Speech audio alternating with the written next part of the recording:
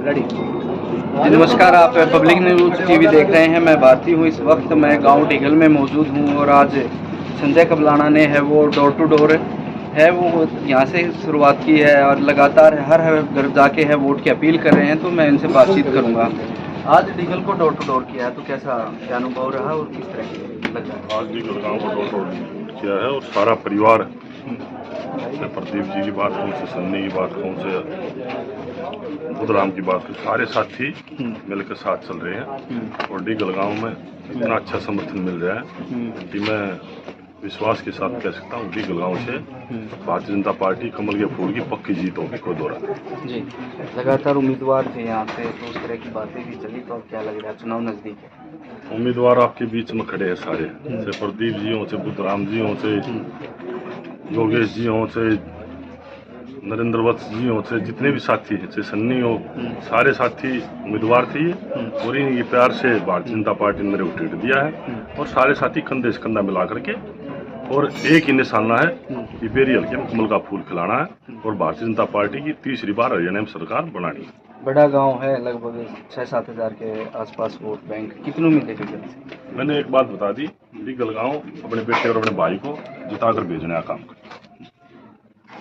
संजय कबलाना की मेहनत कर रहे हैं और आप टिकट की दौड़ में थे, लाख तक आपके लाइन में, उसके बाद आप फिर पार्टी के साथ जुट गए, कुछ साथी भटक के चले गए, क्या कहेंगे? गांव का क्या रिस्पॉन्स मानते हैं? सबसे पहले तो आपका ढिगल गांव में स्वागत करता हूं और मैं थोड़ा सा आपको करेक्ट करना चाहता हूं। 6-7 हज़ार नहीं, ढिगल गांव हरियाणा की सबसे बड़ी पंचायत है और यहाँ पे हमारे 11-12 हज़ार वोट तो पोल होते हैं।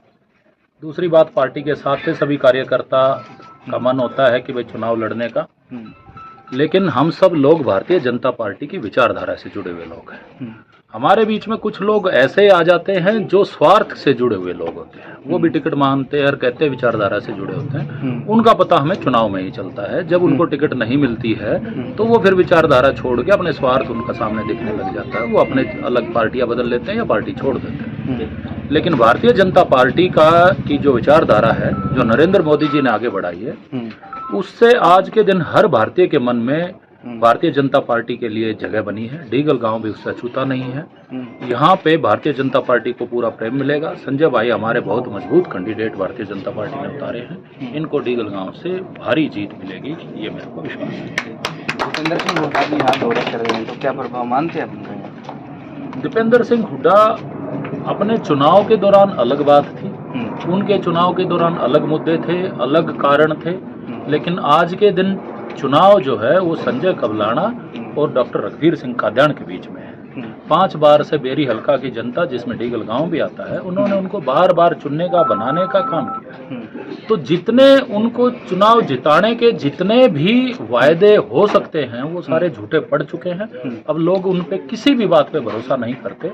इस बार डॉक्टर रघुवीर कादयान की बजाय लोगों ने मन बना लिया कि संजय कबलाना को चुनाव जिताएंगे। आपने विधानसभा में पूरा दौरा किया है, मेहनत भी कर रहे थे, तो बीजेपी के कैडर पर सबकी निगाहें चल रही है बातें कि कैडर छटक भी सकता है, दाएं बाएं जा सकता है, कितनी उम्मीद है कि वो साथ ही साथ रहेंगे? बीजेपी का जो मूल कैडर होता है, नरेंद्र वत्स जी आपके सामने खड़े हैं, वो कभी भी किसी व्यक्ति विशेष के साथ नहीं जाता।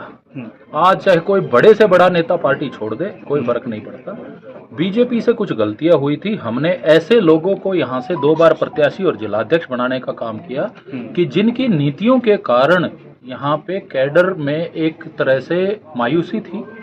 वो लोग अपने जो काम कर रहे थे, तो कुछ कैडर के लोग उतने उत्साह से नहीं लग रहे थे। अब जब वो पार्टी से चले गए हैं तो बिल्कुल बादल छट चुके हैं और पुराने से पुराना कैडर भी, आज धर्म भाई हमारे बहुत पुराने कार्यकर्ता है, उन्होंने बड़ा स्वागत गर्मजोशी से किया। वो सब लोग भी वापस आके और अब मूल रूप से भारतीय जनता पार्टी के लिए काम कर रहे हैं। क्या लग रहा है आपके मंडल का क्या रहेगा? मंडल का ज़्यादा से ज़्यादा वोट करा के भाई संजय कबलाना को और क्या किस तरह की आगामी रणनीति आपने बनाई है कि बीजेपी हर समय वो प्रिपेयर होकर चलती है? आगामी रणनीति यही है जो हमारे कार्यकर्ता साथी हैं, जो छटक गए किसी कारण उन सभी को हम लेके आना करेगा। और हमारे सारे कार्यकर्ता जो जैसे जय सिंह हैं, राम था और भी कई साथी हैं, वो सभी हमारे साथ हैं। और पुराने से पुराने कार्यकर्ता हमारे साथ हमारा साथ दे रहे हैं। भारतीय जनता पार्टी का साथ दे रहे हैं, संजय भाई के साथ खड़े हैं और जीत दिलाने का भरपूर प्रयास करते हैं। देखो जी, स्टार्टिंग में है जैसे हमने स्टार्टिंग किया था, जनसभाएं भी की हैं, रोड भी किए हैं। भारतीय जनता पार्टी के आपके चैनल के माध्यम से बताना चाहूँगा कि लोकसभा जो चुनाव था उसमें हमारी 31,111 वोटें आई थी। हमारे टोटल 186 बूथ हैं, जिसमें से हम 14 बूथ ही जीते थे। पार्टी की फुल खिलाफत थी और आपने देखा होगा कि 55,644 वोटों से हम यहाँ से हारे थे। तो जो हमारी 31,000 वोट है वो हमारी केंद्र की, हमारी भारतीय जनता पार्टी की वोट है, जो फिक्स है। वो कोई भी कैंडिडेट आ जाए। अभी जैसे आपने प्रदीप भाई से सवाल किया कि डीगल गांव से कैंडिडेट आ गया मेडिकल, उसका क्या प्रभाव रहेगा? आपके मैं चैनल के माध्यम से बताऊंगा कि अमित भाई का जो उसमें हमारी भारतीय जनता पार्टी की भाई ने बहुत जोर से प्रचार प्रसार भी किया, लेकिन अमित भाई जो है हमारी भारतीय जनता पार्टी को यहाँ से अपने बूथ से सिर्फ 66 वोट दिला पाई। अब इतना बड़ा नाम टिकट भी मांगते थे और 66 वोटें, मैं तो ये कहता हूँ कि वो अमित के प्रभाव की नहीं थी, वो भारतीय जनता पार्टी की कैडर की जो फिक्स है हमारी वोट। आप भी देखते होंगे कि रोज कहते हैं कि अमित है, हाँ, नहीं जीतूंगा। नहीं, जीतने का तो देखो फंडामेंटल राइट्स है, सबके मौलिक अधिकार है।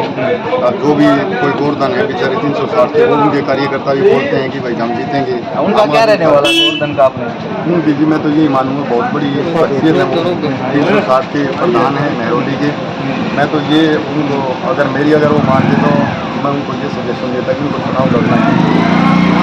मैं तो ये कहूँगा अपने बड़े भाई के लिए आदरणीय हमारा परिचय तो नहीं, बाकी 360 का आंकड़ा वो पार कर ले तो उनके लिए जो है मैं शुभकामनाएं दूँगा। बाकी उनको चुनाव में आना नहीं चाहिए। भारतीय जनता पार्टी का ग्राफ है, तो हमारा भाई के संजय के आने से ग्राफ बढ़ा है हमारा।